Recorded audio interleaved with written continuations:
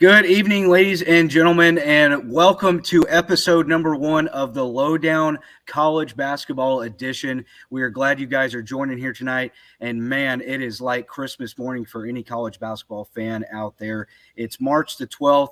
That means the brackets have dropped. We're broadcasting here 7 p.m. Central Time here in Texas is our location, but we know you guys are all across. We might have Eastern Time, Mountain Time, Pacific Time, wherever you guys are. We thank y'all for joining us. Before we kick things off, we want to give a big shout out. Thanks to the Basketball Podcast Network for making this broadcast possible, presented by DraftKings. I'm Tyler McDonough. You can call me T-Mac. I got my co-host in here, BJ Laudermilk. We're going to have another host of ours, head coach, a basketball coach, Neville Triplett. He'll be joining us in later episodes. He's out of town this week, so we'll have some more basketball insight. Big thanks to Drew Ivory as well. He's backstage running the show for us. We'll have him on, I'm sure, at some point throughout this month of March for college basketball. BJ, thanks for jumping in tonight. Before we get going, you want to kind of give everybody a little rundown of who you are. I know anybody that watches the Lowdown, listens to the Lowdown, is going to know who you are. Give a little brief introduction to who I'm co-hosting this with right now. Yeah, absolutely. Tyler, thanks for having me for the debut episode. We're so excited that you guys wanted to hop on board. You know, Drew and I, we do the Lowdown and we talk about all things basketball, but that ultimately ends up being more NBA and WNBA with just this little smidge of college mixed in every now and again. And, you know, we both, I watch a lot of college basketball. Drew doesn't get to watch as much, but he does watch some. And so when you guys came to us with this idea, we're like, absolutely, yeah. If you guys are, you know, more paying attention to it than we're able to, and you guys can talk about it in a podcast that we would love to be able to do. I mean, we can still have the interaction and still be able to join in and hop on, especially times like this. Like you said earlier, it is almost like Christmas morning for college basketball fans. And I just, you know, for me, you know, you and I, we go back to, just like Drew and I do. We go back to our days at Texas A&M Commerce, working softball games together and working with the East Texan out there at Commerce and everything like that. So we've had a good working relationship and a good friendship now for a number of years. And so I'm thrilled that you asked me to come on board and hop on here, at least for tonight's episode. And I'm glad that we're getting to talk about this because I'm excited. There's a lot of good, interesting matchups in store this year. Well, you can pick and choose, take what you want. Anybody out there watching, anybody listening in, on how much you guys want to follow our insight. I know BJ, we'll plug ourselves for a little bit. Drew, back behind the scenes, basketball insider. He's covered a lot of NBA, WNBA. He knows his stuff. Former player himself. BJ, I know, has covered basketball for a long time as well. He knows the game, and I've been fortunate enough to be able to be a play-by-play announcer along with BJ at the college level. So we know our stuff. We appreciate anybody taking our insight. Take what you want with it. But we are more than happy. We're lucky that we get to do the things that we do. We're lucky for the opportunities that we have. And man, college basketball is right now at this day and age is my favorite sport. It's my favorite sport to broadcast. I don't know what you are, BJ, if that's how you view, but I've been fortunate to be able to call games with ESPN. I've been fortunate to do games with on the radio. So college basketball is at an all-time high right now, in my opinion. Yeah, I've been past 4 years now. This will be in the fall, will be my 5th season with the same high school football team. I'm about to, in fact, in just a couple of days, I'm going to begin season 3 with the same high school baseball team that I've been broadcasting with. In fact, just a couple of weeks ago, Tyler, I got to fill in and do a playoff game between DeSoto and Rockwall Heath in the 6A ranks on the NFHS network. So that was fun. That was the first basketball action that I've actually gotten to do play-by-play or color for since I was back at Commerce when I did the first couple games of the Lions women's season to start the year. It was 2017, I want to say, was when I filled in and did a couple of games. But so that was my first basketball action. Tried not to steal too much of the show as a color analyst and know my plays. So it is definitely different than what I normally do as a play-by-play man. But got a lot of insight between the two of us. And I mean, I'm especially excited for your insight as to how this bracket looks because I mean, you've got the possibility of chaos, and you've got the possibility of some relatively tame looks upon first glance, and I'm really interested to see kind of where we agree and disagree. You want me to throw this beautiful bracket up on screen, Tyler? Do it. Here we go. So that is how it looks. We're going to try to get a more clean, crisp look, but that is the entirety of the bracket at the moment, and so that's how it looks. And there's a lot to dissect, is there not? Absolutely, man. 68 teams ready to get after it. Bracket just dropped at 6 p.m. Eastern time, 5 p.m. Central. So we've had it out for a couple hours, and we were chomping at the bit to get ready here tonight. So we'll go ahead. We'll break down some of these games for you guys. Before we do that, go hit the follow button at the Lowdown. You can follow the social networks, Twitter, Instagram, YouTube, Twitch, TikTok, whatever it may be. Follow us everywhere. And of course, big thanks once again to the Basketball Podcast Network presented by DraftKings for making this broadcast possible. So BJ, let's get into it, my man. We've been busy with high school calling it, but now we get the chance to get into some brackets for college basketball. We'll just like we'll do it like we're doing a traditional, like you see on TV, ESPN, CBS, however it may be. We'll run through a lot of the big games. We'll go by each region. We'll give you some of the more well-known games right here, and we'll talk through those. If there's anybody out there listening in right now that wants to chime in, we'll go in depth on some more of these games right here. But BJ, we'll start with the South region. Why don't you put that thing up one more time? Let's do it. And then we can go ahead and minimize it after. But we'll go top left if you're following along with us, to Louisville South region right there. Alabama right there is going to kick things off. They're coming in at the number 1 seed. They'll be taking on the winner of the first 4 games. That'll either be A&M Corpus Christi or Southeast Missouri. Those are a couple teams that go to our conference right now, the Southland Conference. You go ahead and minimize that right there. Absolutely. The thing about it is A&M Corpus Christi is a better seed than 16. I don't understand some of the seeding that we got this year, and I'm gonna try to hold my tongue on some of it, but you watch A&M Corpus Christi, they took down Northwestern State, who has division, they got a Big 12 win this year. Lots of success, yeah. And and Corpus Christi 3 wins against Northwestern State. So I don't think they're going to match up well, but I think they can keep it interesting for 35 minutes. It'll be interesting too to see Bama picking up a big win today, claiming the Southeastern Conference championship over A&M in dominant fashion. It'll be interesting to see the momentum Bama takes into the tournament. A lot of the distractions there with Brandon Miller. We won't get too much into that, but Bama's got a little bit of off the court issues going for them right now. They seem to cruise to the SEC tournament with ease, so they obviously have done a good job of blocking out some of the distractions right there. But I agree with you right there, BJ. I think Bama will probably get it done, but that's definitely one of those 1-16 matchups. We've only had 1 16 seed ever beat someone. That was a few years ago when UMBC was able to knock off Virginia a few years ago. So there has been a team out there that's proven that they can break the barrier right there. But at Southeast Missouri, they're not a bad team as well. It'll be interesting to watch that first 4 matchup between those 2 schools right there. But absolutely, and both schools should be thrilled that they are going to get the opportunity to get at least an NCAA tournament when some of these other 16 seeds that don't get to play their way into the first round, they get the conference championship, but that may be it.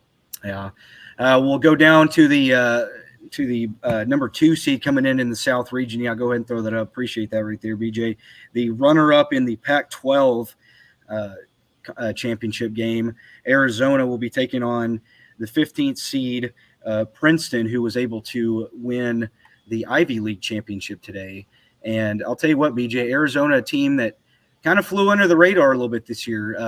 Didn't get talked about a lot this year. They kind of Pac-12 a little bit down. They were able to sneak in at 28-6, still a pretty solid team. That is the Arizona Wildcats, but they just find a way year in and year out, find a way into the tournament, get themselves a big, a good seed. Arizona's the last team from the from the Pac-12 to win a national championship. It's been a while. It's been That's right. They're the last team west of the state of Texas to win a national championship in a long time. Drew or Tyler, I old habits. I apologize. It's going to take some getting used to. I'll forgive Sorry. So and here's the interesting thing. Arizona. You said the runner-up. I think you meant regular season because they went in and they beat UCLA last night in the Pac-12 championship game. They've got 2 wins over UCLA. They're going to be a good team, but they're vulnerable. There's some teams I can see taking them out before they would make a deep run. I agree. I'm not entirely big on Arizona. I was referring to the regular season. I'm sorry if I said tournament last night. Yeah, dude. UCLA. I think UCLA is by and far the best team in that conference. And UCLA, we'll talk about them in a little bit. I know Cam. We've got a guy in here. Fine listener talking. We'll get to Utah State here in a little bit. That's a team I do really like as well. I think Utah State's a really solid team, so we'll talk about them here in a little bit. The number 3 team there in the South region coming in is a team that we are very familiar with, the Baylor Bears. They'll be taking on UC Santa Barbara, a 3-14 matchup. Baylor, another one of those Big 12 teams, best conference. I think it's safe to say best conference in all of basketball right now. And Baylor, another fine season there under Scott Drew. I know you being a TCU guy, you might have not the strongest of feelings for Baylor, but man, Baylor, another solid team. Fresh off the national championship just a couple of years ago in 2021. This is still a really solid squad there in Waco. Absolutely. I can put aside my hatred for in the rivalry's sake to acknowledge they're a good team. They've definitely got some flaws. Obviously, there's no team in this bracket that doesn't have its flaws. But I think that they're very capable, especially with the seeding that they got. They're a team that I could easily see them giving Alabama a challenge if they get to the regional final against them. And maybe some of that experience of the postseason, not last year since they got knocked out in the second round as a 1 seed against North Carolina, but 2 years ago when they won it all in the bubble tournament that was held all in the Indianapolis area, state of Indiana. I think that could easily be something that we could see Baylor make another deep run like that again. And I'll tell you what, this is an interesting. If you're any bettors out there, which I know we've got plenty of them. This is one of those interesting matchups right here that, you start to get into I'd say you start to get into the 14 seeds. That's kind of where you kind of start saying, hey, this could be an upset. I don't think it'll happen against Baylor, but you see Santa Barbara's not the worst of teams. They're the bid out of the Big West right there, and they're a solid team, 27-7, 15-5 in their conference play. The only thing that concerns me a little bit, and I'd love to hear your insight, net rating not that good. They come in at number 100, and they did not play a team in the top 25 all season. Weak strength of schedule for them as well, but this is a team that UC Santa Barbara, a team that won a lot of games right there in the Big West Conference. Yeah, I think you're also talking about a Santa Barbara team that did not play UC Irvine, which was the top seed. Obviously, the beneficiaries of upsets in the conference tournament happened, but they got Cal State Fullerton in the Big West final, and they were ultimately able to outlast them. I think this is a pretty good, capable team that can keep it close for a while, but I don't see this one as being the Texas Abilene Christian upset, if you will, because I think that's the last time we've seen a 14 over a 3 here going back to the 2021 bracket again. We move on to the number 4 team out of the South region, the Virginia Cavaliers, and they will match up with the 13-seeded Furman right here. And another interesting matchup to look at because the ACC a little bit down this year. Tony Bennett's got his team back in the back in the tournament once again. Virginia kind of stumbling a little bit down the stretch of the regular season, did find a little bit of success in the ACC conference tournament where they eventually fell to Duke in the conference championship game. But just like Cam said in the chat just a moment ago, this is another one of those matchups that you kind of consider a little bit. This is a Virginia team that went 25-7, but it was the ACC a little bit weaker this year. It was a conference that wasn't really well respected, and Virginia's one of those teams. They like to grind. They're like a West Virginia kind of. They like to grind it out against you. They want to win low scoring games. That's Tony Bennett's style there at the Absolutely. University of Virginia. And this is a good Furman team. Furman coming out of that Big South right there, 27-7 and 15-3. That's another one of those matchups. Furman's one of the high scoring teams in the nation, and they've also won 14 out of their last 15. So Furman is a really good team coming out of the Big South. The Paladins are definitely, I think it's the Southern. I don't think it's the Big South, but either way, it's not a huge deal. Paladins are a great team. I think this is definitely one that you want to consider. We were talking about it the other night when Virginia played Duke, the way that game was going, really got to that situation of who can be the first to crack 50. And, that's kind of where you see that recipe for an upset could happen, like what happened in 2018 to Virginia. This Furman team is a lot better than that UMBC team was. And I'm very tempted on this one. This is the kind of the first one that I've really considered pulling the upset pick for. So that's one that you're going to have to keep your eye on, at least here in the South region, is one of the top 4 seeds. Out of the top 4, it's the 4th seed that's the most likely to fall in round 1. Here's a real interesting one as we move on right there. That's a good point right there, BJ. I think Virginia could 100% be on upset alert right there. We'll make note that while we are talking about this, none of this is our official picks. So if you're wanting to tail us right now, this is not official. We do have lots of insight, but this is not our official picks right here that we're going through. The 5th seed out of the South region, San Diego State, right there out of the Mountain West, will take on the 12th seeded College of Charleston right there. So this is another interesting one right here, because this is a really good San Diego State team who likes to do a lot of time they're the one pulling upsets in the tournament right here. But for once they come in as the favorite in this one. This is a really interesting one right here though, because they take on a team from a 30-win College of Charleston team right here, who won their conference tournament, the Colonial Athletic Conference, 16-2 in conference play. The only thing that's really concerning, and Charleston for most of the year was on Joe Lunardi's bubble watch, and you're sitting here going, you got a team that's more than likely going to win 30 games and they're on the bubble. Well, the reason you ask is because they have they played a very poor strength of schedule, the 229th schedule in all of Division I right there. Their net rating was pretty good, 51, so that got them well inside the top 60, top 68 right there. They did a good job. They backed up. They won a lot of games, but man, they're a team right there that we don't know necessarily a lot about because they've only played one top 25 team. Yeah, you're talking about North Carolina, and that was obviously back early in the season when North Carolina was still considered a team that could compete for the national championship. And that's one of their 3 losses. They then lost to Drexel, and they lost to Hofstra in conference play. But other than that, they're a team that I think is going to get a lot of upset attention. Obviously, one of the more common lines that you look for when picking upsets is that 5-12, but I'm not so sure. I think Charleston's a good team. I think they can be competitive. I think they could win the game. But I like San Diego State's defense in this matchup. I think they've got an efficient, balanced offense that can, if they can, especially on defense, force Charleston to take some bad looks that they normally don't, then it might be where Cinderella's slipper does not fit. I agree right there. And San Diego State's they're a veteran team.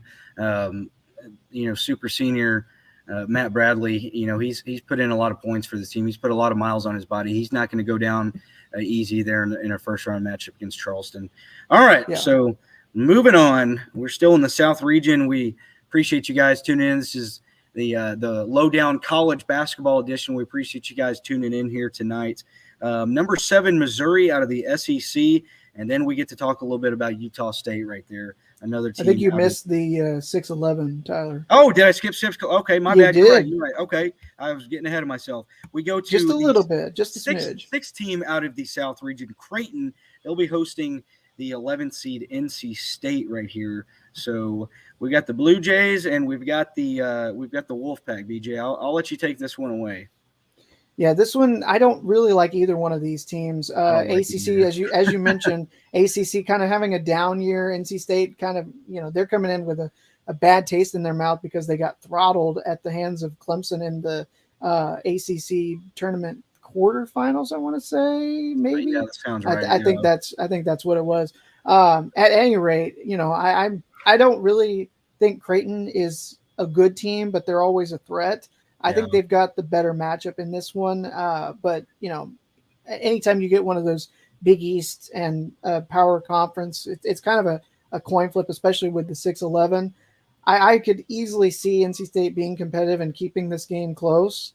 I really don't know how to feel about this one, but I lean more towards Creighton being able to pull it out.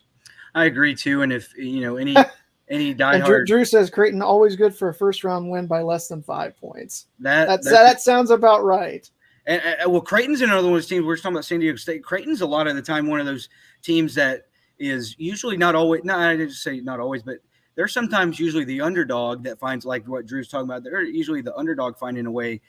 Creighton's always a great first round bet if you're a betting person out there. Yeah, Greg McDermott, he's been there forever at Creighton. He's a heck of a coach. Mm-hmm. He's in my opinion, he's one of the best coaches in all of Division I. He's been at Creighton for a long time. He's going to find a way. He's not going to. I would be very surprised to see Creighton go down in the first round. You make a good point. NC State, not one of the stronger ACC teams, but they were good enough to get into the tournament. All right, absolutely. Now throw it back up one more time. Yeah, now we get into the 7-10 matchup. We've got. I'll tell you what. This is another. This is a team. If you're betting out there, I think this is a Missouri team who's on upset alert right now. The 7-seeded Missouri against 10th seed Utah State right there. I love this matchup right here.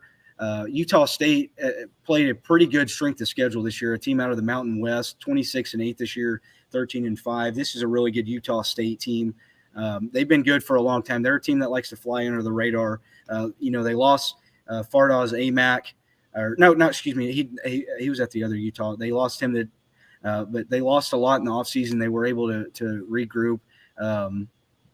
And we got Cam right here saying take the over. I like it right there. This is two teams that can put up points right here as well. Absolutely, they can. But this right here, they lost to San Diego State. They played them well. We're talking about Utah State right here. They lost in the championship game to San Diego State, but this is a really good Utah State team. They're going to the Big Dance for the second time in 3 years. And this team was not projected to be very good this year.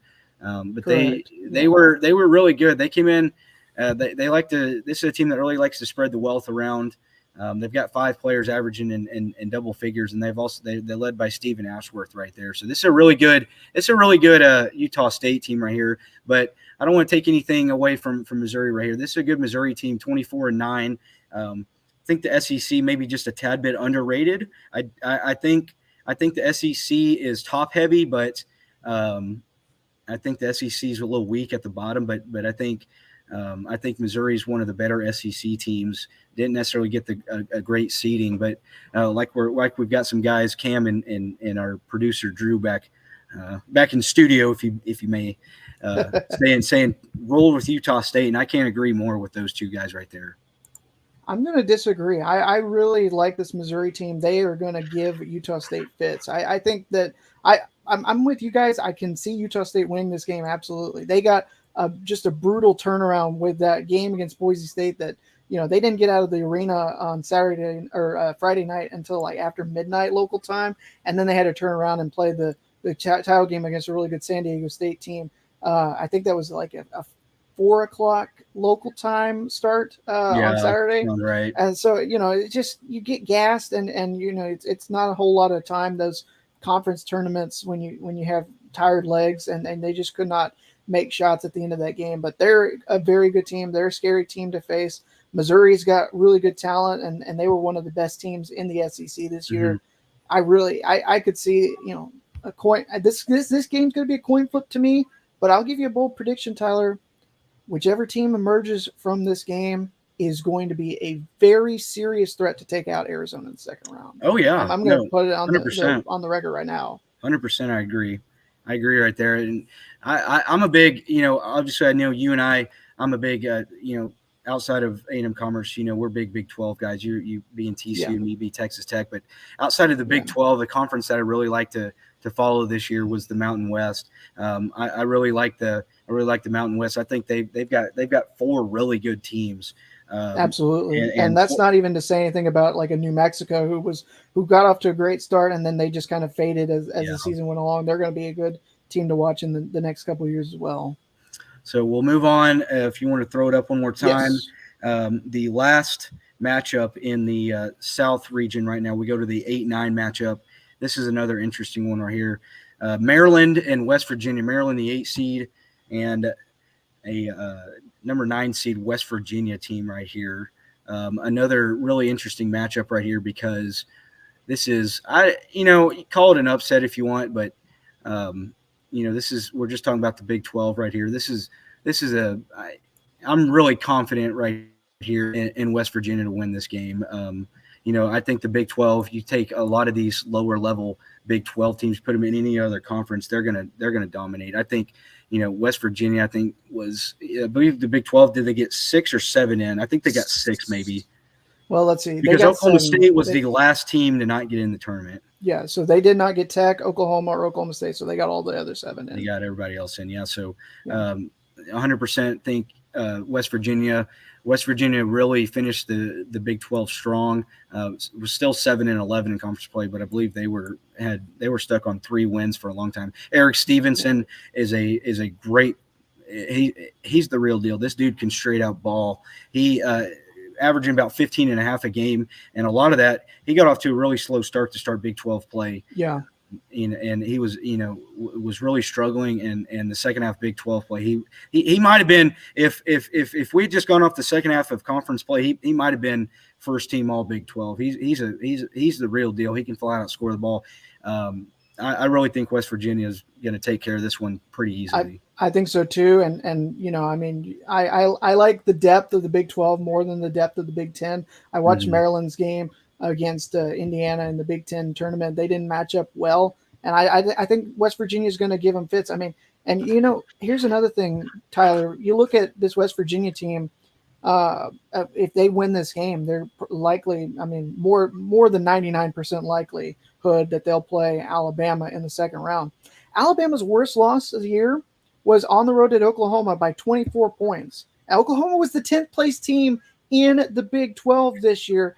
Who's to say that West Virginia cannot hang around? Bob Huggins, with all that postseason experience, he can have his team absolutely ready to throw a scare into everybody's brackets that are wanting to pick Alabama to win it all. I don't know if they're going to be able to match up, but all it takes is Alabama having a poor shooting day for this to be kind of what we saw last year with Baylor falling to North Carolina. I'm not outright predicting it, but I would not be a bit surprised if West Virginia hangs around and can make a Sweet 16 run. No, 100%. This, in my opinion, this was the most interesting matchup, the most interesting team in the South region. That's West Virginia, because I agree 100% that they could definitely. I'm looking at it right now. I agree. I think if they make it to the second round, I think they could beat Bama. I won't 100% go on the record right here, but this could be a team that could make the Elite Eight as a 9 seed. It's one of the, you usually see this is West Virginia. They're typically one of the better defensive teams, especially in the Big 12, but in the nation. One of Bob Huggins' down year defensively, they're the worst scoring defense in all the Big 12, giving up about around 70 a game, but it's not your typical Bob Huggins team. It's actually a really good offensive team led by Eric Stevenson. But Bob Huggins, once they get into March right here, he's going to have the clamps down. I wouldn't be surprised. Big 12 is a good offensive league. I think that Bob Huggins is going to show that he was bluffing a little bit in Big 12 play with his defense. I think they're going to get in there and that they're going to amp that defense up a little bit. That trap game is prime suited to make teams make mistakes in March. And I think I like your take there. If they get past Alabama, they could make it all the way to the Elite Eight. You could set up a Big 12 final potentially in the South region if Baylor makes a run. But, what are you looking at kind of if you had to guess who comes out of this South region? It feels like there might be some intrigue, but at the end of the day, you're going to have to go through Bama, and that may be easier said than done. Well, Bama, I think definitely has the best player in the region, and Brandon Miller. The dude is just a freak athlete. He's a heck of a basketball player. He's been compared to Kevin Durant a lot. I mean, the guy's I don't 6'11", 6'10", 6'11", and he's just a freak ball handler. But I'm not.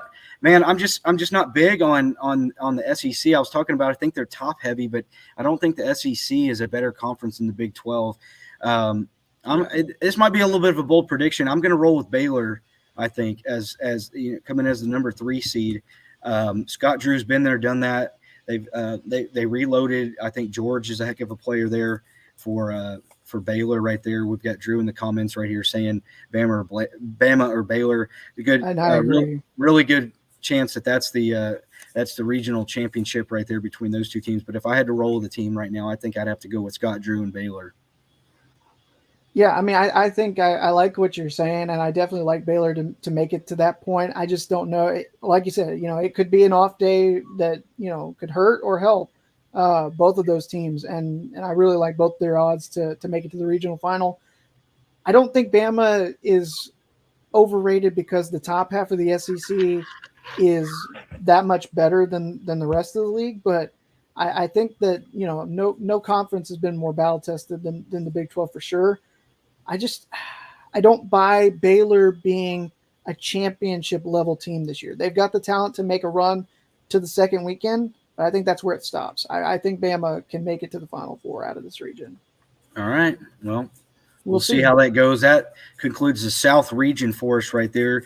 We'll keep it on the left side of the bracket, and then we'll run through this a little bit quicker through the rest of it. I think we got a little caught up being our first show, going through every single matchup. Anything that we don't deem necessarily legitimate, we'll kind of just give our quick thoughts and move on. But we move on to the number 1 seed in the East region.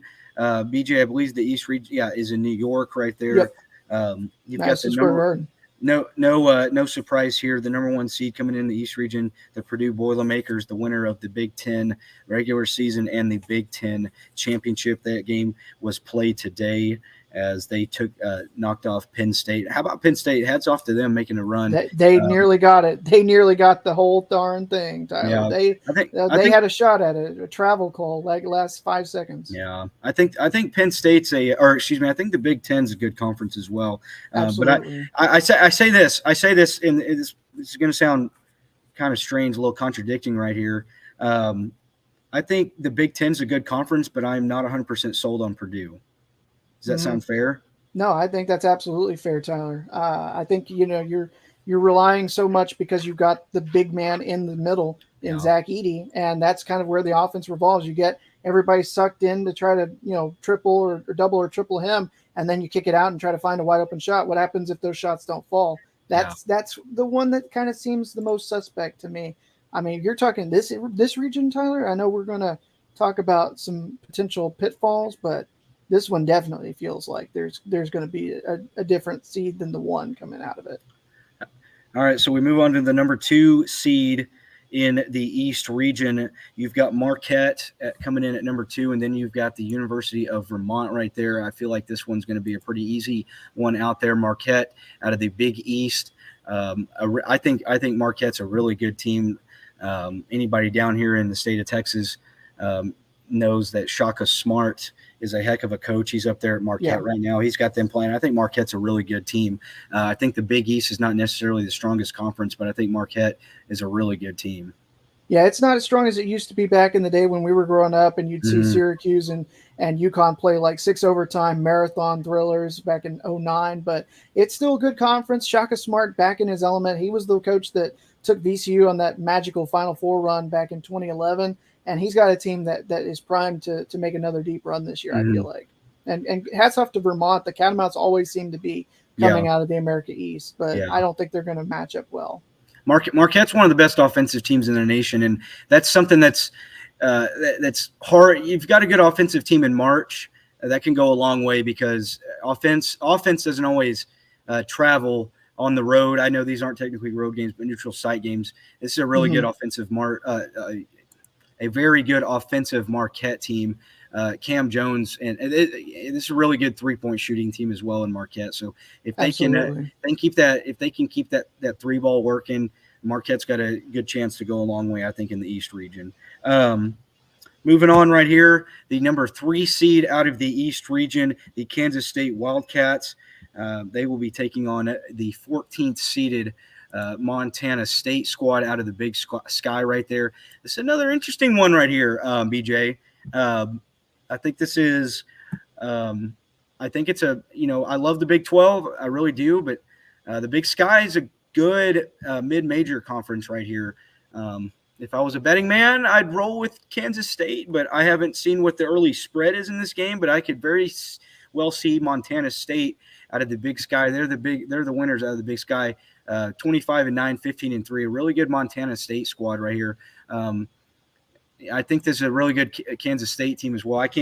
I love Jerome Tang. I think he's an outstanding human being. Absolutely, yeah. He's a great. I was shocked at how long he stayed at Baylor under Scott Drew, and he's already making noise in year one. Him and Keontae Johnson there at Kansas State. Yeah, and they swept his former team. Kansas State swept Baylor this year. So that should tell you the pedigree of this Kansas State team. They're going to be a good, tough out. They're a team that seemingly plays best when they're at home. And, when you get to that neutral site, that's what worries me. But I don't think you've got anything to worry about in round one. I think you're kind of what we saw last year was another Big 12 team in Texas Tech that had, I believe it was Montana State as well. Yeah, they did. Yeah. And they handled them with ease. I think that's pretty much what you're going to see this year. I really don't think that this is one to even remotely spend more than a fraction of a second to say, no, not that one. We'll move on to the 4-13 matchup in the East region. The number 4 team is the Tennessee Volunteers. They'll be taking on the 13-seeded Louisiana Ragin' Cajuns right here. And I'll tell you what, BJ, this is a pretty good Tennessee team under Rick Barnes, who's had a lot of experience in March, but this is not necessarily one of the better Tennessee teams that we've seen in years past. A little bit of inconsistency from the Volunteers. And, a lot of it was injuries. Tennessee, one of the most injured teams in the SEC, one of the most, they lost their point guard early on, Zachary Ziegler, to an ACL tear. But just the other, like 2 weeks ago or something. Early, late in the season. I said early. Still a really good defensive team under Rick Barnes. I think Louisiana is a good team out of the Sun Belt, but I still think Tennessee should be able to handle them with how good their defense is. I'm going to disagree. I think you nailed it when you said inconsistency, and that's something that troubles me about having faith in this Tennessee squad. Mm-hmm. I know they've got talent. I know that they have a good defense, but I know Louisiana has, the cure that ails thee in terms of, offense to break that defense. If Tennessee's defense plays lights out like it is capable of, they're not going to have to worry. But I wouldn't necessarily second guess this one. You talked about the SEC, like you said, you thought it was more top heavy. I think Tennessee could be the one that out of the SEC top half that is in the biggest amount of trouble. That's seated high. There are a few SEC teams that are seated a little bit lower that will have some concerns as well. Yeah, Louisiana's got a really good scorer in Jordan Brown, averaging just a little bit under 20 points a game. This is if Tennessee's defense is not on top of their game, they let Jordan Brown get loose. And I agree, this could be a team that, like we said, that's shown some inconsistency. If that defense doesn't show up, it could be an early exit for the Volunteers. All right, so moving on right here, I love this matchup. I love it, love it, love it. Number 5, the 5th team out of the East region, the Duke Blue Devils, and they will be taking on the 12th seeded out of the East region. We've got Oral Roberts right here, and BJ, this has upset written all over it. In my opinion, it feels like it. I mean, everybody remembers the 2021 run that Oral Roberts went on. They've still got some pieces of that squad, but this is no easy ask. I mean, obviously with Duke, they're, if not one of the hottest teams in America right now. The run that they've been on, they've finally got things figured out. I think that they're going to be able to survive a very close scare against Oral Roberts, but I'm not touching this betting wise. This one has upset written all over, like you said. I'm not picking it either way if I'm trusting my money on it, at least. Well, and I think this is a Duke team that's a little bit down, and in years past, they a great run, and I know Drew's probably losing his mind behind the scenes right now. He's a big Duke guy. He loves hearing me hate on him, but and and this I think this shows a testament of how great Coach K was. You consider Duke going 26-8, a down year for him.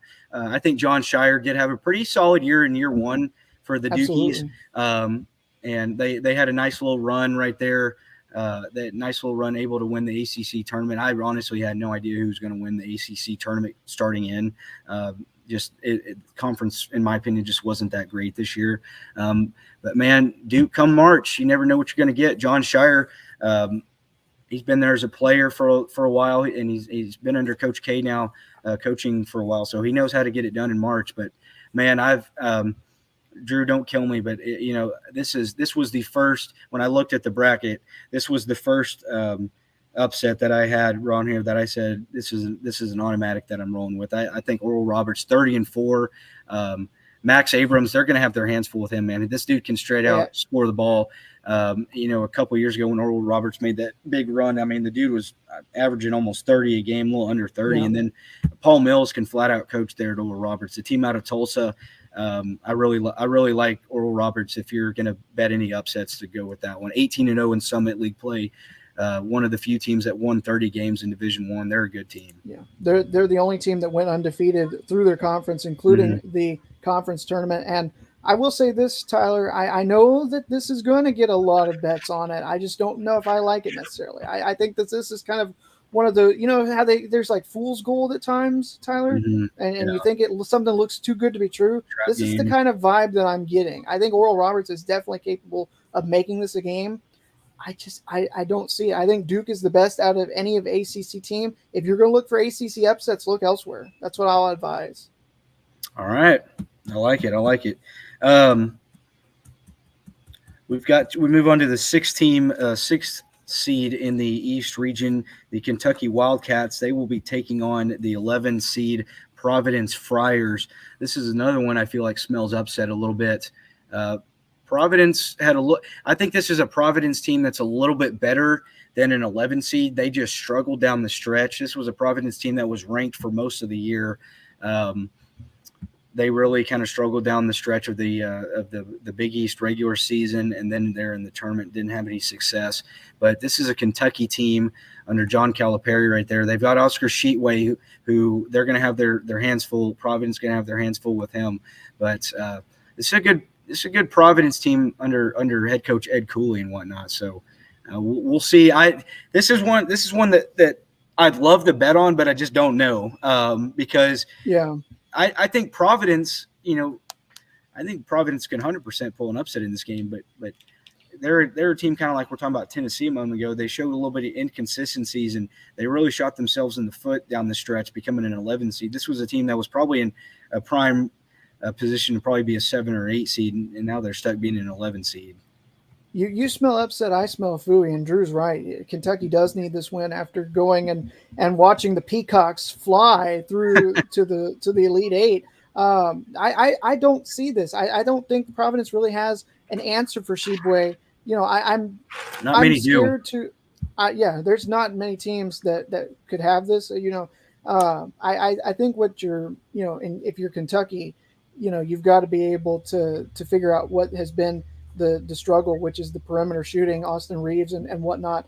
I think that they're a better team, and I think that if I were you, I'd avoid putting them on a deep run, but I think they'll at least be able to survive and advance out of the first round. I'm not as bought into Providence as you are. I think that their struggles are more representative of who they are as opposed to who they were back at the early on in the season. So I think Kentucky's going to be all right. I wouldn't say that they're going to coast to a victory, but I think they'll be able to get one done here. All righty. We'll keep an eye on that one. That's more one of the interesting ones. This next one going to be one of the interesting ones coming up. The 7th-seeded Michigan State Spartans will be taking on the 10th-seeded USC Trojans right here. And this is another weird one right here because Michigan State really strong second half of the season to get in. They were struggling to start the year. 19-12 on the year. They're in the Big Ten. Tom Izzo, I mean, another one of those guys. Tom Izzo's going to always have his team ready to play come March. Yeah, absolutely.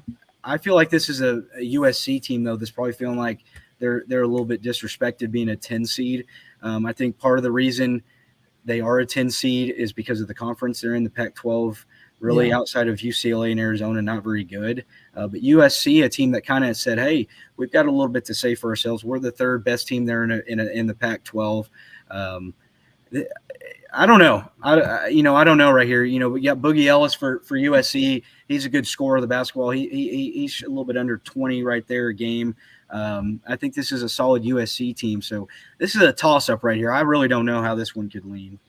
I give the edge to Izzo in March. I really don't feel as good about USC. I think, like you said, this was a year that the Pac and the ACC really could have been, a couple teams could have been left out, and I don't think we would have been too upset. I think there could have been some other, like teams like Rutgers or Oklahoma State that got in as opposed to some of the teams that we did see. I don't know if I'd say MSU blows out the Trojans like Cam thinks, but I think Michigan State is probably the better team, and I think I like their chances just a smidge better as the 7 over the 10. All right. I like it. So we'll move on to the last matchup in the East region. You've got today's winner right here. How about this right here in the American? You've got the Memphis Tigers pulling an upset on what I thought, in my personal opinion, was the best team. Very well. Did they give Alabama the number one? I think they gave the Bama number one overall seed. Yes, the actual number one. I think, in my opinion, I will say this on the record. I'm going to pick Houston to win it all. I think Houston had a bad day, might have gotten a little bit run down today. But how about the Memphis Tigers right there, winning the American tournament right there, come in as the number 8 team in the East region. They will take on a very good FAU team right here. This is an interesting one right here. A Florida Atlantic team that won a lot of ball games this year. Coming out of the Conference USA right there. Another 30-win team was Florida Atlantic right there. Yeah, this is a good FAU team. This may be the highest seed that FAU has had, or highest seed that any Conference USA team has had since Calipari was back at Memphis back in the day. This is kind of the old school Conference USA versus the new school Conference USA, if you will. I like FAU as a team. I like the story. I don't like them in this matchup. I really think Memphis is going to be too much to handle. I really like Penny Hardaway's guys to come away with this victory. That you remember they nearly got them at home just last week. It was a buzzer beater upset or buzzer beating shot that Houston survived Memphis on the road last week. And then Memphis was like, well, you know what? We're just going to take it out on you in Fort Worth where it matters most. And just laid the smackdown on them. So I really like this Memphis team. I like FAU's story. I can easily see, both teams being able to win this game. I just think I like Memphis just a smidge more. I agree there. I think Memphis is playing hot right now. Penny Hardaway. This was a Memphis team that started off American play a little slow. Really picked it up the second half and ended up getting 13-5 or going 13-5 in the regular season, able to run the table there in the conference tournament. Yeah, Memphis team that I think is playing good basketball at the right time. So I agree with you right there. Absolutely. What do we think out of the East, Tyler? Wow, man. A lot of potential pitfalls for the number 1 team in this region. This is a tough one right here, man. An early pick for me. Gosh, just an early pick for me, man. I'd have to roll a Shaka Smart down there at the bottom. I'm just not sold on Purdue, man. I think it'll come down to a bit. I think it'll either come down to Marquette or Jerome Tang in Kansas State. Yeah, I think you could easily see the winner of Marquette, Kansas State in the Sweet 16 win this region. I like if it's not Memphis that takes out Purdue in the second round, which is a ballsy claim, I know, but that's something that's entirely possible. I think Duke's going to get them if they're able to survive Oral Roberts. Cam agrees he likes Duke out of the East, but the more I think about it, it's Duke or Marquette. I feel like are the best teams that we could see come out of this East region. All right, BJ, that's we're halfway down, man. I'll let you go ahead and take over some of our sponsor reads. Big thanks once again to the Basketball Podcast Network for making this possible right here. Big thanks to DraftKings as well. But BJ, I'll let you go ahead and take it away for our halftime break, if you might. Well, thank you, Tyler. I mean, we've been talking about March Madness, and if you're ready for the underdogs, the upsets, and the unbelievable action from the big tournament, if you will, you can get all your fix from DraftKings Sportsbook. The biggest tournament in college basketball is here, and right now new customers can bet just $5 on college hoops and get $200 in bonus bets instantly. Plus, for a limited time, all customers can score a no-sweat bet during rounds 1 and 2 of the tournament.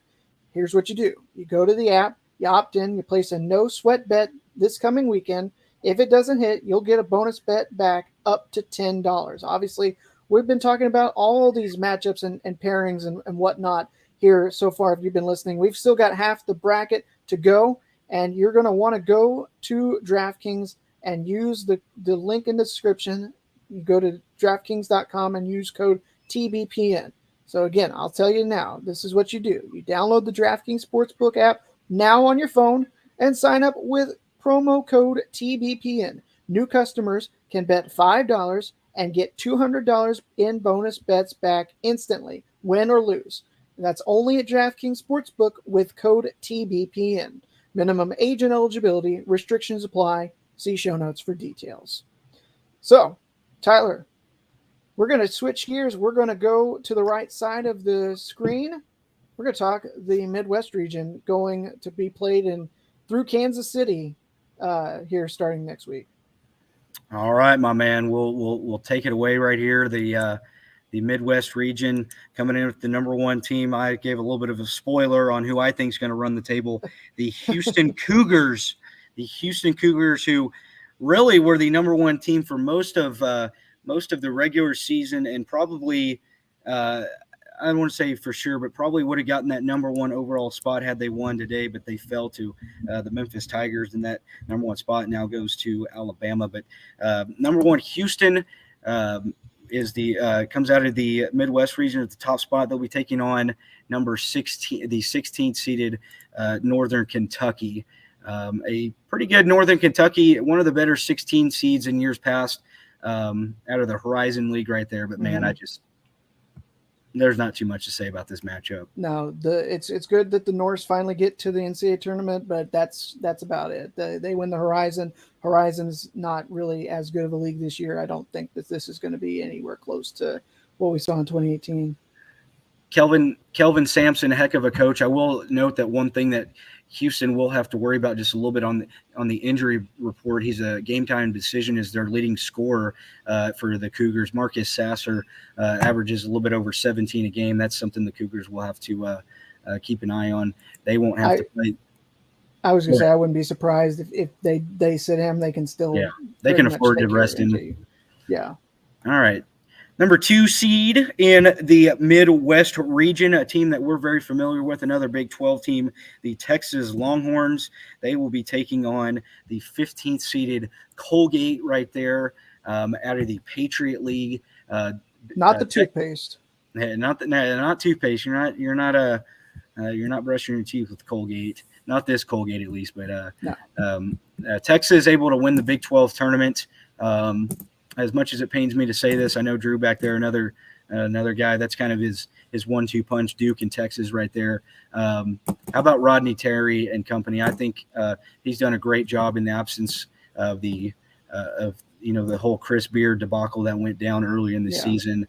This is a really good Texas squad led by Marcus Carr, who I think the world of. I think Marcus Carr, fantastic athlete. He's a great player. The dude, I think his game translates to NBA basketball. I think we'll be saying. And I know Marcus Smart. He's not your traditional one and done kind of guy. He's been in college for quite some time.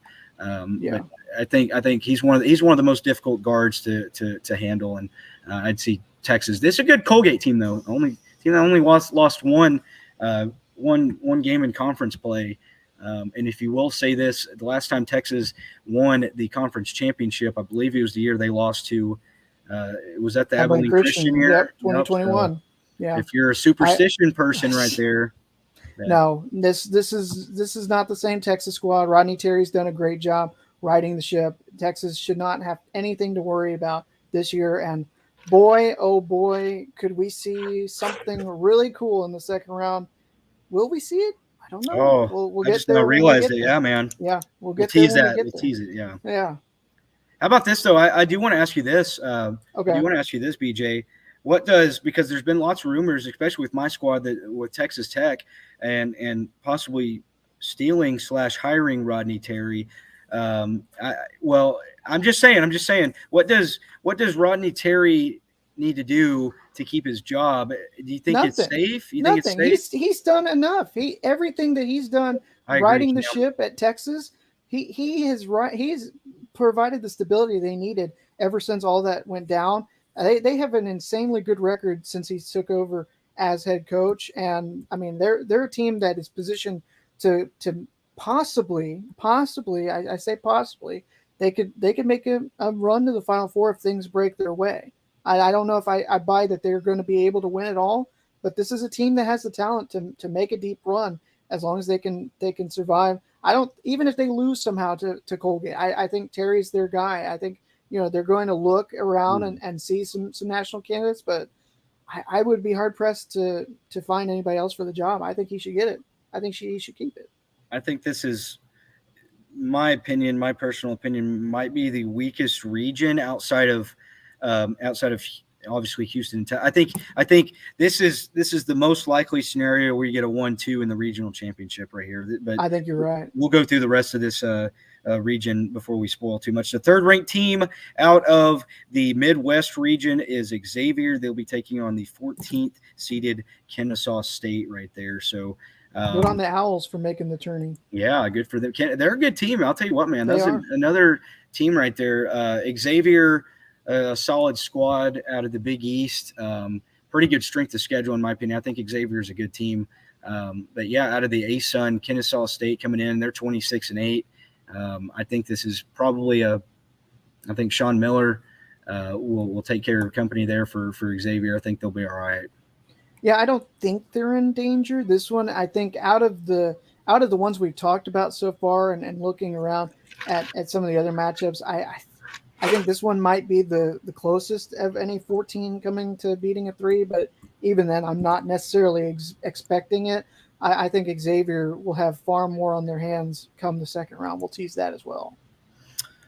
The number 4 team, if you want to go and throw it up right now, is the Indiana Hoosiers out of the Midwest region, as they will take on the 13th seeded Kent State right here.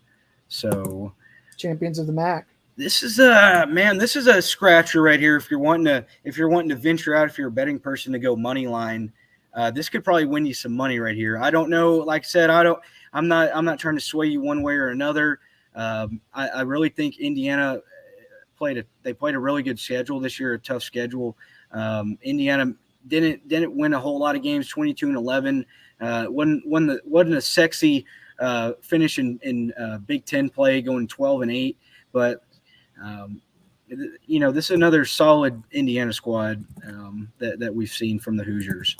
This is an Indiana squad that had 8 conference losses, none of which came to Purdue, and that is why I think out of all the 4-13 matchups, I think Indiana is probably the best to 4 seed to back. I think Indiana's a really good team. They've got really good young talent.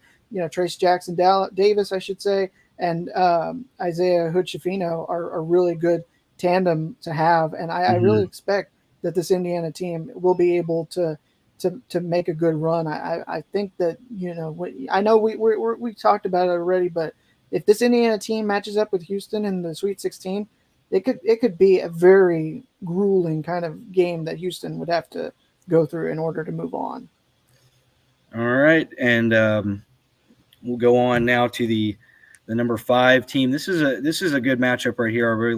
I kind of like both of these teams right here. You've got the out of the, once again, we're in the Midwest region. Out of the Midwest, the number 5th seeded at Miami Hurricanes. They'll be taking on, out of the ACC, they'll be taking on the 12th seeded Drake Bulldogs right here. This is Miami. Miami was, I think, went above and beyond exceeded our expectations this year out of the ACC. I don't think they weren't necessarily supposed to be very good. Like I said, the ACC won the best of conferences, but I think they exceeded their expectations for this year. Had a great run last year in the NCAA tournament, as they, I think they were a 10 seed, made it all the way to the Elite Eight right there. So we'll see if they can keep it rolling right here. Coach, Jim Larinaga he's a pretty good coach there in Miami. So, but Drake's a good team too. Yeah, I was about to say the Valley is prime upset potential where whoever emerges is always a threat to pull off a first round upset. And I really do like this Drake Bulldog team. I feel like this is probably, like I said earlier when we were talking about 5-12 matchups, I really like this one. I think this is the one that I'm most, I think this is the highest likelihood of being a 5-12 upset. When you look around at the other three, I really like this Drake team. And I think that this Drake team could give Indiana fits in the round of 32. Drake is really good, man. They're one of the best. They're not just one of the best shooting teams in the Missouri Valley right there. They're one of the best shooting teams in the nation. It's a really good squad. They've got I think you said this a moment ago. They've got Tucker DeVries that can straight out score the ball. He's right under 20 points a game. But you've got Isaiah Wong, who I love there at Miami. I think it'll be fun to see those two go at it. I think this is one of the best 5-12 matchups that we've gotten in a long time, and we've got some pretty good ones right here. We'll move on to the 6-11 matchup right here in the Midwest region. You've got the Iowa State Cyclones. They'll have to wait and see the winner of Mississippi State or Pitt right here. But my opinion, this is one of those teams that this is one of those Iowa State teams that just fell victim to the gauntlet the Big 12 is right here. 19-13, 9-9 in Big 12 play, but they played the 10th best strength of schedule in all of Division I right here. My opinion, BJ, I think this is an easy one. I think Iowa State will handle either one of these teams. Yeah, I've got Mississippi State beating Pitt. I didn't think Pitt should have been in. I think Oklahoma State Rutgers should have been in as opposed to Pitt. I could also make the exception. We'll talk about the other team that I think could have, just as easily been left out instead of the teams that got in.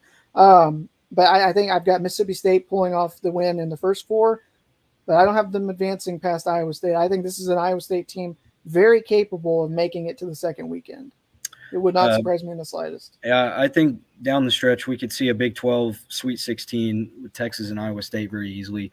Iowa State, the best defensive team. We were talking about West Virginia a moment ago. Iowa State this year was the best defensive team in the Big 12, and that says a lot because that's a good the Big 12 had a lot of offense this year. Iowa State swept 3 matchups against Baylor this year, Tyler. Iowa State won all 3 Iowa State matchups. Has Baylor's number for some reason. They really do. Yeah, absolutely. Yeah, Iowa State, they're a fun team. They really are. We'll move on to the 7-10 matchup. Texas A&M, who really they were a little strange this year. Really started the season really well, plateaued a little bit, and then had a strong finish to the season. The Aggies, 25-9 this year, 15-3 in the SEC. I actually thought they were going to beat Bama today, to be honest with you. They beat Bama in College Station a few days ago. Just last week, right? Yeah, last week to finish season. Yeah, to finish the regular season right there. And then I actually thought I really thought I think Buzz Williams is a really good coach. I thought absolutely, yeah. And I think they just got worn out. When you play this many games in so many days, you're gonna have games like this. They got worn out, and Bama wore them out today and beat them pretty handily. But you did have Penn State.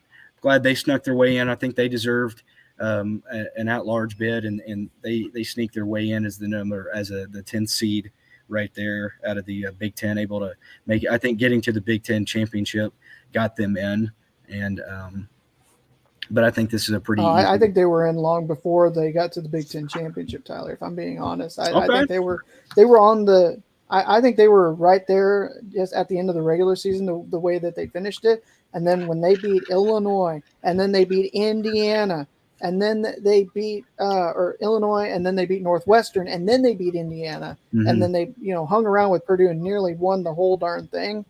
I mean, this is a good Indiana team. I made the mistake last year, where I put too much stock in how the run through the Big Ten tournament was going to lead to success.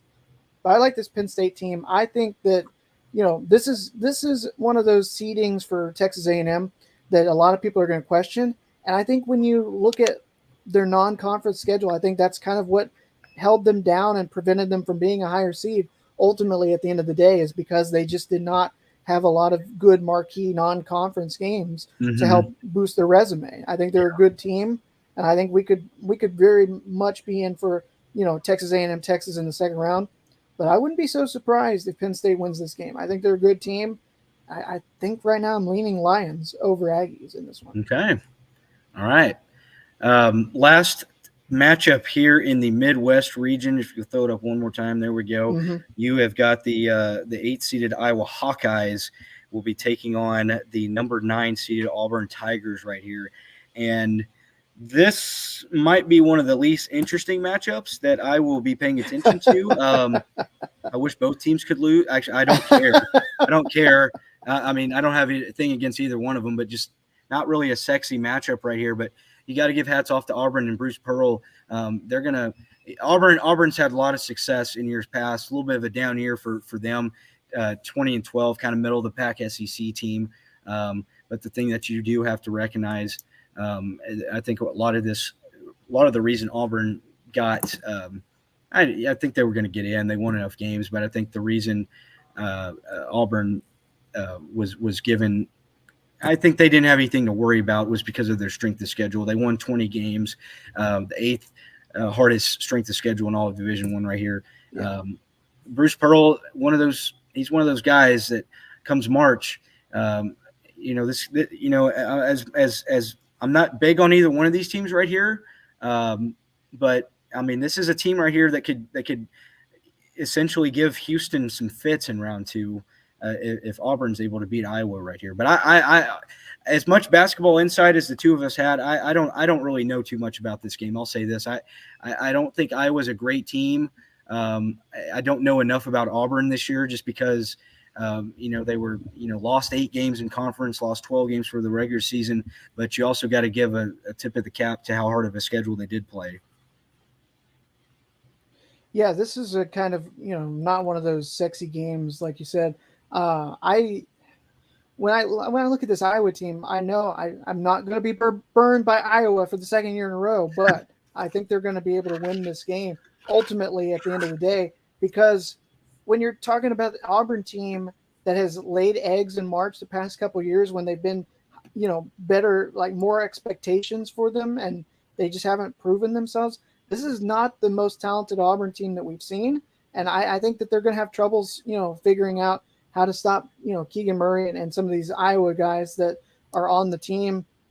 I think Iowa is going to be interesting against Houston, but I really don't feel like either one of these teams is really going to challenge the Cougars that much in the second round. Yeah, I think if Auburn is going to do any kind of damage, it's going to be on the defensive end. A team that does do a good job defending the 3-point line. The whole team's under 30%, and shooting around 40% from the field. That's something that they do have going for them. But this is just a matchup. If you're a betting person, I'd stay away from, because we just don't know which way to lean you. So you're taking Houston out of the region. I like that. You got Houston says the 1-2. I don't see any. I think Iowa State and Texas will meet, but I think Texas at the end of the day is the better team. I think Houston will meet up with them in the Elite Eight, and I think Houston is just really good, man. I really do. Kelvin Sampson is going to be prepared for whatever Texas throws at them. I think if Houston can survive Indiana, I think that they'll be all right. I think Texas matchups really well, and Texas can win against Houston. I really don't know who I'm going to pick out of this region yet. I haven't even filled out a bracket yet. Mm-hmm. I've just kind of been like basing my thoughts and kind of letting them digest. But I think it's entirely possible that we see a Texas team back in the Final Four yet again. Houston got there last year, or a couple years ago actually. That was last year. Yeah, they made it last year. I thought I know Baylor and Houston played in 2021. Did Houston make it back last year? Did they lose to Villanova? They were in the Elite. I know they played in San Antonio. That's something I would have to look at again. I'm trying to remember, but I they think made it to the Final Four with Kyler Edwards and company, I believe. That was 21, I think. Was that 21? Okay, maybe it was. I think it was, because they lost to Baylor, who beat Gonzaga. Okay. I thought they got close last year, and I think they lost to Villanova in the Elite Eight, if I'm not mistaken. Okay. But either I way, I mean, trust you. three times out of the past 4 tournaments, looking at a Texas team in the Final Four potentially, Yeah. be cool.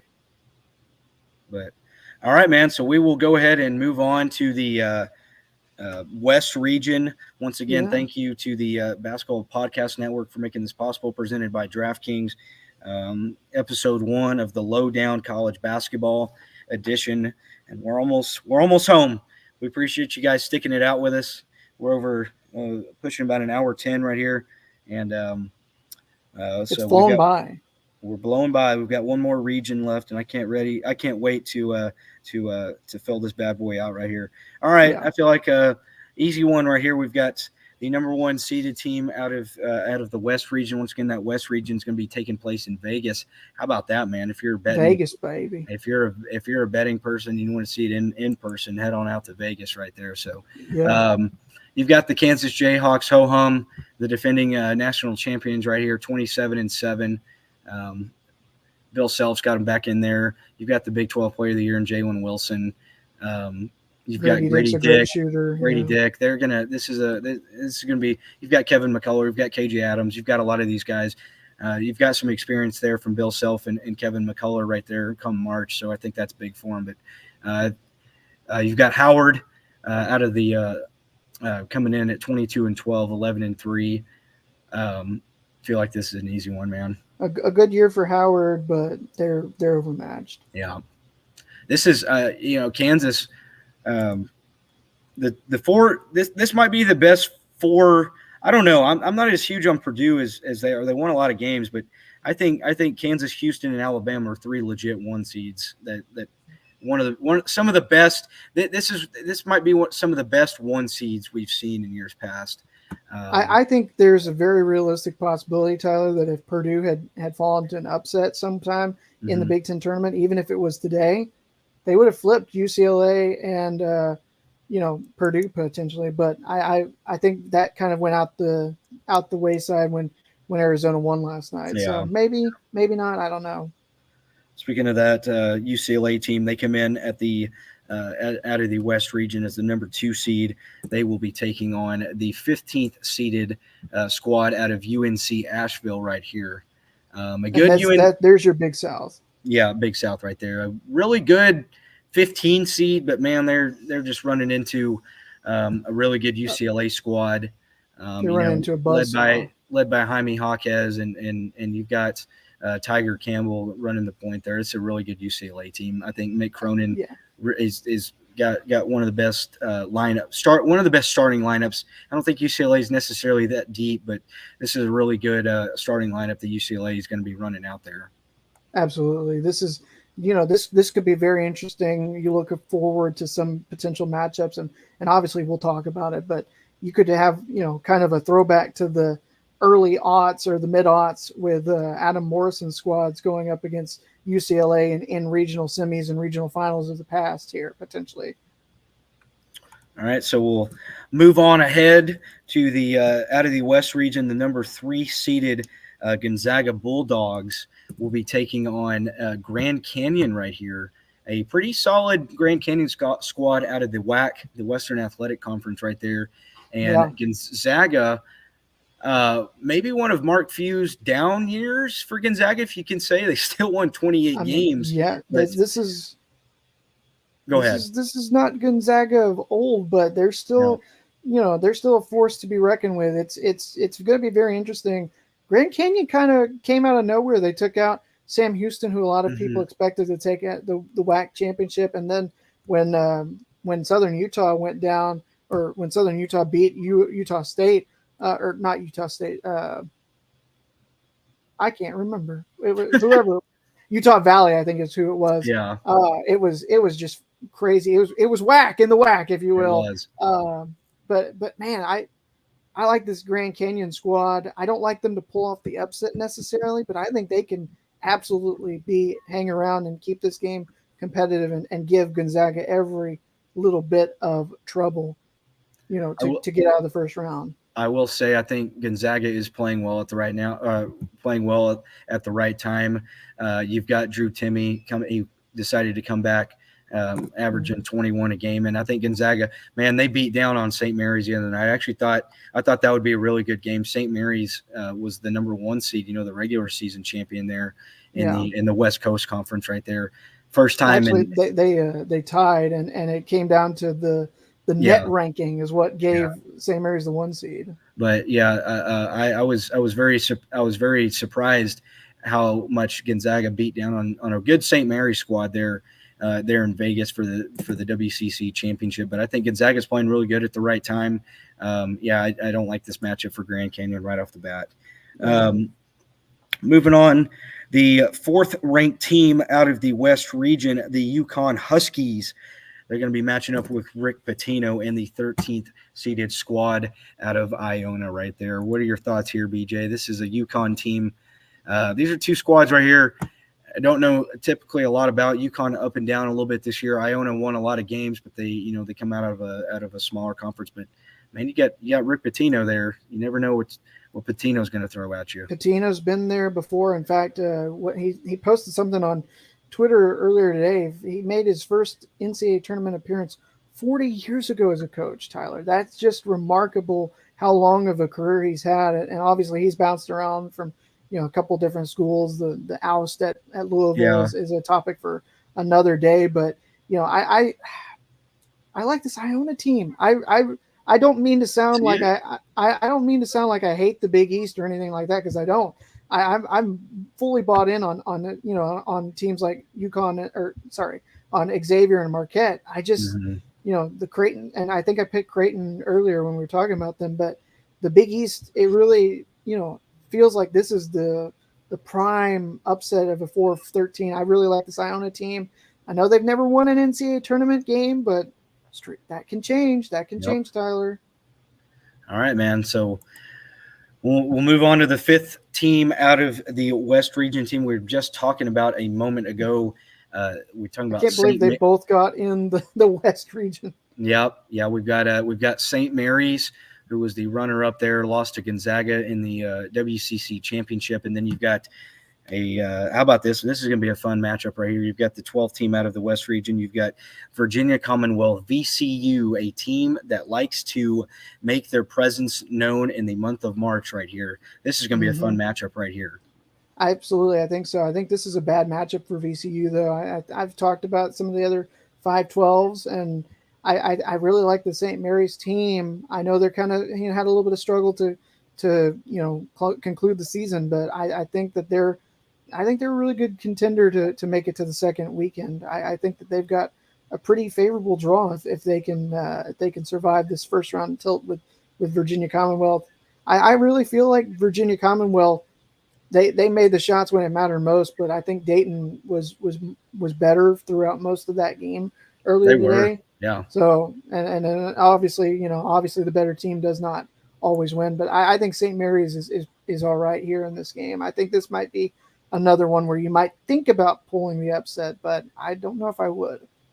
Yeah, VCU had to come back out on Dayton today. They're the only team out of the A10 right to make the tournament, and they come in as a 12th. I agree. That's kind of a if you ask me come March, I'm usually picking VCU to upset a team, but it'd be hard. It's gonna be hard for me to pull the trigger against this really good St. Mary's team. I think it's a poor matchup. It's unfortunate that who VCU is having to draw in a 5-12 matchup. They're having to draw a St. Mary's team. You look at any of the other 5s, there's a good chance they pull an upset. But yeah, I don't like it against St. Mary's. I think if they might have gotten a more favorable matchup, they might have been able to win. But I agree. I think that's going to be a tough one. Isn't it interesting? Both San Diego State and St. Mary's, who are used to being the 12 seeds and pulling the upset of the 5s, are now the 5s, having to worry about upsets being pulled by the 12s this year. All right, I'm going to step aside and let you preview this next one because I know your heart is very dear to this one. Well, this is the six-seeded TCU Horned Frogs from the Big 12, who, we talk about a lot of not controversies, but maybe some grumblings and gripes with the committee and where they rank some of these teams. Big 12 seemed to get, a little bit underseeded with some of their top teams when the TCUs and the Iowa States of the world could have easily been 4s and 5s compared to a team like Virginia or Miami in a weaker ACC this year. They're going to go up against the winner of the first 4 matchup between Nevada and Arizona State. So here's where I look at. This is a good TCU team that is going to attack the basket. They're going to go fast. They're going to play aggressive on-ball defense. Eddie Lampkin's away from the team, probably going to transfer out. There's a lot of he said kind of things going on there that is not for this time or place. I don't know how much I buy into that, considering some of the things that have come out that about from former players of Dixon and everything like that have seemed to kind of go against that narrative that Lampkin's squad or Lampkin's team is putting out there. But at any rate, I really feel like Arizona State's the better of those 2 teams between Arizona State and Pitt. I really felt like Pitt should not have been in this tournament compared to a Rutgers or an Oklahoma State. And I don't think that Arizona State is going to lose that game. You're talking, Tyler, about Arizona State TCU potentially the first team to 90 could win this game. Both teams are going to go fast. Both teams are going to be playing aggressive and going into the paint a lot. It's going to be I would expect both teams could be in the double bonus, closer to the 10-minute mark than the 2-minute mark. I really don't know what to make of this matchup. I think TCU can win. I know TCU can win if Pittsburgh somehow pulls the game off, because I just don't buy them. I think they're a fraudulent tournament team. But I no, hold on, just say it's Arizona State and Nevada. Oh, that's right. Pitt is in the game against Mississippi State. Yeah. Either way, Arizona State or Nevada. Yeah. I think TCU's all right if Nevada wins. I'm a little bit more concerned if Arizona State wins, because Arizona State has absolutely the talent that they can go quick, just as quick, and everything like that. It really comes down to who makes more shots from behind the arc, and Arizona State can. TCU doesn't like to do that. They don't like to spot up from downtown. They took they're one of the teams that ranks down in the bottom of Division I in terms of 3-pointers attempted this season. So I think this is a matchup that TCU can win. And I mean, obviously, I know it'll depend on the first 4 result, but I would look elsewhere for 6-11 upset. I know there might be a little bit of bias here, but TCU could easily be a better team seeded than 6. They've got the talent that if they get if they're playing hot at the right time, they can go Elite 8, Final 4 out of this region, I think. Yeah, I agree. I think TCU got a little bit of a bummer draw right off the bat. I agree. I think it'll probably when Miles went down with the injury, that seemed to kind of take where they could have been and lower it down a bit. I do think Arizona State will win that game against Nevada, and then go on to face TCU. I do think it's a little unfortunate who TCU is going to have to play right off the bat. I think TCU will win. I agree. I think TCU is a really good team. Mike Miles is a heck of a player. They like to push it and go. It's unfortunate that the stuff that's going on with Jamie Dixon and Eddie Lampkin right now. I think Jamie Dixon is a really good coach. He's a team that he likes to play to his players' skills. Mike Miles is going to get out and run. Miller's a good player. Chuck O'Bannon's they're talking Absolutely. about. You talk about maybe someone that not necessarily a great 3-point shooting team, but if you've got one guy that can shoot it for them, it's Chuck O'Bannon. So Damian Baugh has also stepped up. Damian Baugh's played really well. Yeah. So I've been impressed. I think it's gonna come down to 3-point shooting and free throw shooting. TCU struggled with free throws. They've gotten a little bit better here in the past couple of weeks. We'll see if that is something that they can get ironed out and have right for their game late Friday night in Albany is where that game's gonna be. Ugh, got to go all the way up there. Yeah. Man. Or no, wait, no, sorry, Denver. Okay. The late game Friday night in Denver. So that's not bad. Not bad. All right, so we move on to the 7-10 matchup out of the West region. The number 17, we've got Northwestern out of the Big Ten. We'll be taking on the 10th seeded Boise State Broncos right there, and the smells upset. It does. It's a good Boise State team, man. Boise State's a good team. I mean, we're talking. I think honestly, I would rather Utah State have gotten this matchup than the one that they did. Northwestern. I know that there's a lot of Big Ten love this year. There was 9 teams I feel like that were taken from the Big Ten, and neither one of them were Wisconsin or Michigan, who are also kind of right there, Bubble teams, just outside the bubble. But I think that this is kind of setting up for, a lot of disappointment for some Big Ten fans where, quite a few of them are going to go home in that first weekend. And this Northwestern team feels like they're going to go home against Boise. I think I'm in agreement with you. Yeah. Boise State comes out of a really good, like I was saying earlier, a really good Mountain West conference, and, able 13-5. They were the team that kind of, you didn't know that. I feel like they were the team that kind of switched places with New Mexico. You were talking about New Mexico earlier. New Mexico kind of faltered once once Mountain West. Maybe one day, the way conference realignment's going. Yeah. But once the Mountain West conference got going, Boise State really took off and had a really good season. I agree there, man. I think Boise State's going to take that one. We'll move on to the last one here of the evening, guys. Once again, we love you guys. We thank you all for joining here on episode 1. As we concluded here tonight, you've got the 8-9 matchup. This should be an interesting one right here. You out of the West region, you've got the 8-seeded Arkansas Razorbacks will be taking on the 9th-seeded Illinois Illini right there. This is an interesting matchup right here because you've got two teams that kind of underperformed a little bit this year. You had an Arkansas team under Eric Musselman. He is kind of rejuvenated that Arkansas squad these last few years. One of the most interesting characters in all of basketball.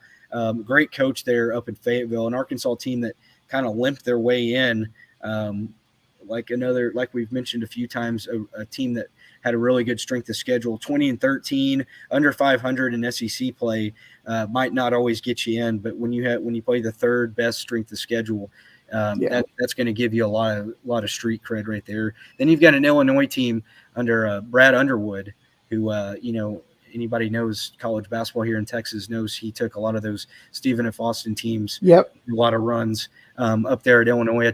An Illinois team that was rolled out of the starting 5 that you were like, wait, these guys were all playing for other teams last year. You got T.J. Shannon, who was on my squad at Texas Tech. You had Mayer, who, nearly overdosed on energy drinks last week or whatever. Did you see that? Gosh, no, I didn't. You didn't see that? I don't think I did. No, dude, the guy got food poisoning or whatever from after a win last week or a couple weeks ago. Went and celebrated by playing Call of Duty all night. He drank 5. I think he drank 5 or 6 Monsters. And had food poisoning. Oh man, no, I didn't see any about that. That's probably why they're underperforming this year. But you've got two. I feel like you've got two good teams. You've got two teams right here that if they play to the best of their ability, you've got a couple teams right here. This is interesting because you've got two teams that disappointed a little bit this year, but you've also got two teams right here that if they play the way that they are capable of playing, you've got some teams right here that can go make a run in March. Yeah, I mean, you're looking at, in my opinion, I don't know. I've been more disappointed by Illinois this year than Arkansas. I think Arkansas, they definitely did have disappointment, and I think they've got a little bit more talent ultimately at the end of the day than Illinois does. I really, this is kind of like what we were talking about with the 8-9 matchup back up in the Midwest region. This is kind of like Iowa and Auburn. You got Big Ten, SEC, and it really is just going to be a coin flip in my book. I think I've got Arkansas slightly edge, and that could be interesting because Kansas and Arkansas in basketball, just after we saw them in the Liberty Bowl and football back in December, it's going to be, I think it'd be interesting. But, both those teams, when they're playing at their best, have the talent and they can hang around with a Kansas squad and certainly make it more difficult, but probably not, pulling off that upset in the second round. So going to be interesting. This is one I would stay away from as a bettor because absolutely. You make a point right there. Arkansas might be favored a little bit, but you just don't ever know about that one right there. But man, we blew through that one. Golly, man, we blew through that right here. And of course, anybody out there, we're two college basketball fanatics right here. Been fortunate enough to, be able to announce Division I basketball. I know BJ's gotten to call some high-level games, and then we've got Drew back at Master Control running things for us, who's gotten to be on a lot of NBA and WNBA and college basketball beat reports. So you've got a lot of knowledge here from us. Take what you want with it. We've got former coach of mine in high school, Neville Triplett, who unfortunately was not able to join us tonight. He's going to try and jump on with us throughout the month of March. So we're really excited. Big shout out again to the Basketball Podcast Network for allowing us to jump on. Once again, that's presented by DraftKings. Thanks to them as well for making all of this possible as well. And then go ahead, BJ, jump in. I was just going to say before we go, if you're familiar with it, we've got a special edition of With It or Quit It that we're going to play here tonight. I assume you're familiar with it if you're a fan of the Lowdown. But basically, it's going to be 5 questions, and Drew has these. I think I'm pretty sure he's popping in here. I'll let him do that. No, actually, he is not. So, but I have 5 questions from Drew, and these are going to be, the first one, the third one, and the 5th one are going to be for you. The 2nd and the 4th are supposed to be for me. So it's going to be 5 questions, and we're going to have, we're going to have to say whether we're with it or we're going to quit it. So if you're ready, Tyler. Okay. All right. Question number 1. Question number 1 from the panel, aka at Uncle Drew WNBA, Drew Ivory. This is for you to answer. Oh, this is for me to. Okay. This is for you to answer, and then number 2 you will ask. So, question number 1 indeed is the Eastern region will have the most upsets in the tournament. Are you with it? You're going to quit it. This is where Purdue and Marquette and Kansas State, Tennessee, Duke, these teams, we're going to see the most upsets out of this region. That's a tough one, man, because I really like. You call it upsets, but you can see a little. You can make a case for the West, but looking over it briefly, I know we've been going over it for the last hour and a half. I'd have to agree with that. I think there's some definite teams there in the East that could make a run. I could see Purdue losing down the road. I could see Oral Roberts beating Duke right off the bat. I could definitely agree with that. I'm with it. So Tyler's with it for question number 1, and then it's going to be interesting because, like you said, I think this is the only region that you didn't have a number 1 seed advancing the Final Four from. All right. This is question number 2. This one's for you, BJ, right here. 2 Texas teams will make the Elite 8. You with it or against it? I'm definitely with it. I mean, I think when you're talking about, the possibility of Houston and Texas squaring off head-to-head, we've talked about Baylor making a run out in the South region. TCU, I think, is a good enough team. If Texas A&M somehow pulls off the upset over Texas, I think they could even make it to the Elite 8, depending upon the matchups. If they're playing the right way, if they're playing at their best, like we've seen them being able to, I think we're going to see at least two Texas teams in the Elite 8 this year. So I'm also with it. That's a good question. That is a good question. Question number 3 is for you, man, and this is from Drew. I think he's gotten a little bit of bias in here, but this is probably not the worst one. He says his Longhorns are going to go further than my Frogs. Are you with it or are you going to quit it? That's a tough one, man. I think, gosh, I'm looking at Texas. I think Texas has probably got a little bit of an easier path than TCU does, but I really think TCU is on that bottom half of the West region down there. Man, TCU's kind of that team that I could see. Man, it's a tough one. I'll have to go with Texas eventually, but I think TCU's just. I feel bad for TCU down there. I think they've got just a poor draw. They might have to go through Gonzaga. They might have to go through UCLA right there. I think Texas has got a little bit of an easier path to at least get to the Elite 8. They definitely do. I could see it. I could see it being a push almost. I could almost see both of them making the Elite 8. But if I had to put money on it, I think Texas would probably have got a better chance of making it further than the Horned Frogs. I'm in agreement there, honestly. I think we got a little bit of a raw deal. I think we match up well with either Arizona State or Nevada. And I think we could pull off the upset over Gonzaga. That's about as far as I have. I think so. Yeah, I think so too. So I think our run would come to an end against UCLA, but I think if it's TCU and UCLA, I think that's the team. Whoever wins that game wins the region. I think That's kind of my bold look at the I West. think the better seeds in that region are circling TCU or scared. I think UCLA. I don't think any of those higher seeds want to play TCU. Yeah, And I if mean, and if you're look at what TCU TCU from did when they Kansas, went into in Lawrence at Allen Fieldhouse earlier mm-hmm. this year. So I know Kansas, they got a tough, well-earned victory in Fort Worth. That maybe there was a little bit of some bad officiating. If I'm, Just a little bit. if maybe a little bit, but I think that this is a scary team at a 6 seed line. So. All right, so my question now for you, man, will be at least one first four game. So out of the first four matchups, we'll see it go to overtime. Well, Those let's first see. four So, matchups, before you answer, those first four matchups always seem to be close. yeah, I'm looking at round. I really don't feel like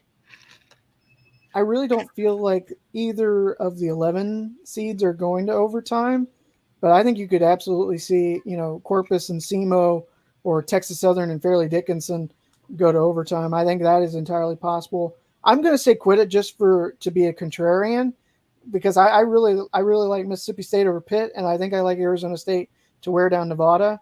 The 16 seeds are just a complete toss up in You terms don't of know, yeah. what's going to happen. In fact, I mean, I saw somewhere that the Northeast Conference, the NEC, has never won a conference game or an NCAA tournament game, I should say. Mm. And Fairleigh Dickinson is playing a 15-20 Texas Southern squad. Is that going to change on Tuesday or Wednesday? Maybe. I don't know. It's going to be interesting. And last but not least, Tyler, number 5, the national championship game will not see a 1 seed in it. Are you with it or are you going to quit it? So basically, Bama, Kansas, Houston, Purdue are not going to be playing for the national championship, according to. Man, you never know come March because, I mean, it's just so hard. I mean, it's just so hard to win in March. But like I was saying earlier, I really like 3 of the 4 1 seeds in this. I'm not thrilled on Purdue. I think they're deserving of a 1 seed, but I'm not crazy about them.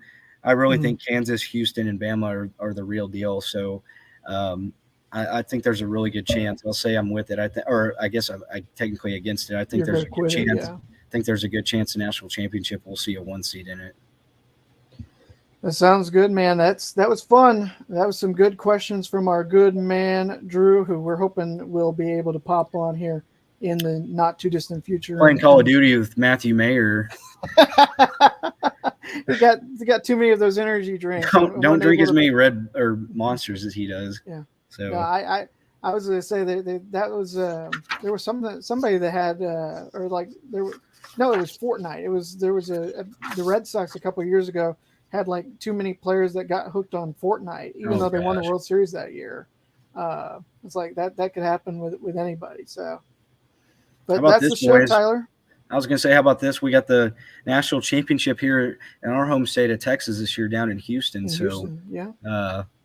We'll see how that pans out. Maybe we might have to make an appearance or something. But I think that would be a lot of fun, man. I know that the festivities are always fun. I had a friend that went when it was in San Antonio a couple of years back, and he said he had a blast. Obviously, 2014 there was the national championship that was held here in the DFW area. Mm-hmm. So I've been fortunate. Yeah, I've gotten to go to the San Antonio one twice. It's a lot of fun, man. It's a great atmosphere.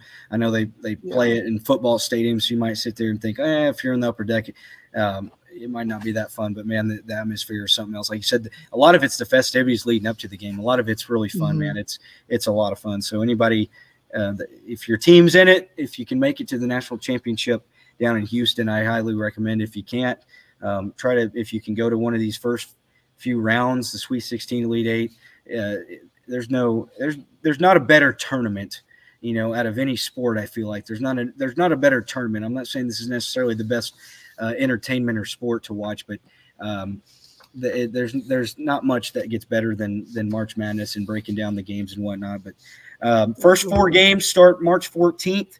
They go on the 14th and the 15th. First round starts the 16th and the 17th of March. If you're going to get your brackets in, make sure to get them in before this Thursday. If you're doing any bracket challenge with your friends, ESPN does it, CBS does it.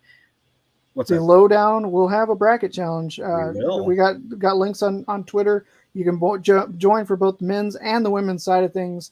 So be on the lookout, and there will be a prize awarded to the winner. I won the women's side a couple years ago, but I am ineligible from winning the prize. Tyler, unfortunately, now that you are part of the Lowdown family, even if you compete, you will not be eligible for the wonderful prize that would be given to the winner. But you can still win and have the bragging rights and be able to. That's all that matters. So, where and when will the next episode of the Lowdown CBB take place? So let's go ahead and let the first round conclude, and then we will chat it up with you guys, conclude that. So we'll more than likely either meet up with you guys the night of the 17th, or we'll try to get you guys early before the 18th. More than likely, you'll see us the night of the 17th. So we'll see with you guys. Make sure to follow the Lowdown on click that follow button up at the top of the screen right there. If you're not watching and you're just listening, it's at THA_ and then Lowdown. So hit that follow button up there. Make sure to tune into these guys. I know on their normal podcast, just the Lowdown, they do it on Thursday nights. Tune into them. But in the meantime, guys, it's the best month of the year. It is March Madness. Thank you for tuning in tonight with us. That's the Tyler. I'm the BJ.